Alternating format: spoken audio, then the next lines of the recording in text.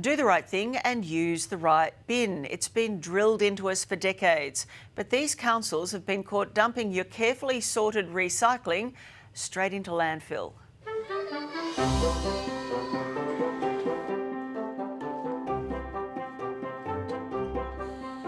The Bingham family have put the bins out and done their bit. But when they find out where their recycling might be going, they won't feel so relaxed. It's 7 a.m. on a Tuesday morning and workers are diligently picking up yellow recycling bins, leaving the regular trash. We follow them as they take the journey to what's meant to be a recycling plant. But this is nothing but a tip. That's right, paper and plastics are heading to landfill. It's Australia's recycling rort. Yeah, it makes me angry. We're well and truly behind the 8 ball. It's not fair on the residents that have to foot the bill. They're doing their part. Australians produce around 67 million tonnes of waste a year. But we're great recyclers. Nearly every household participates in some way. Yeah, our kids love... They love doing the recycling. They find it really fun. They love that we have the 2 different bins.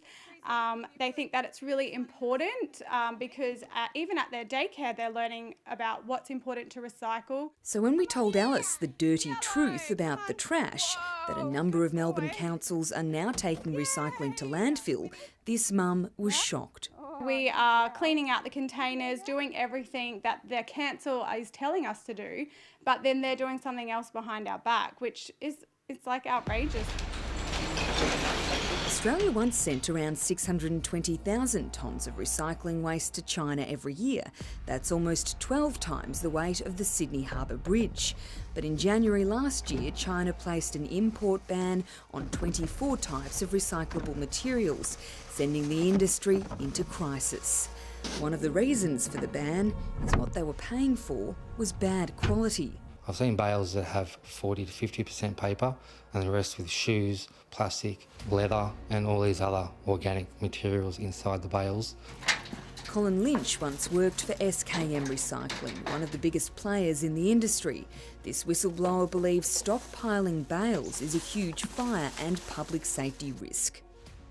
Yeah, it could be an absolute catastrophe if it continues that way. The EPA has been monitoring recycler SKM. SKM have experienced a number of serious blazes, and now 2 of their Victorian facilities have been banned from accepting waste, leaving many councils with nowhere to take their recycling but the tip. Other states are suffering the same sorts of things. They may not have the issue at the moment where recycling facilities are being closed or having to change what they're doing, but the potential is there because we're not selling the materials. Recycling expert Trevor Thornton says failing to act now won't just impact our environment, but it'll cost us too. And I can just see that the rates are going to go up again and again and again to manage these types of issues that we're now facing of recyclables going to landfill. This bread wrapper, what is the chance that this will actually end up being recycled in Australia? Very high probability it's going to the landfill right now, and this is one of the easiest material to recycle into liquid film. We are falling behind, definitely, and we should not fall behind. The team from Monash Chemical Engineering see this as an opportunity. It's Aussie researchers like Professor Sankar Bhattacharya who are trying to change the way we use waste. Here at Monash University, they've built a prototype processing plant that turns plastic and tyres into diesel fuel. It should be a reality, and it could be a reality. And in Craigieburn in Melbourne's north, residents have a recycled road made out of plastic bags and glass bottles. It's the kind of initiative we need to see more of. The federal government needs to actually show leadership and work with the states to solve this now. Be outraged, tell the government this isn't good enough, but don't stop recycling. That's the message from Gail Sloan, CEO of the Waste Management and Resource Recovery Association. She says we all have a role to play. Families can use their purchasing power to create demand for recycled products.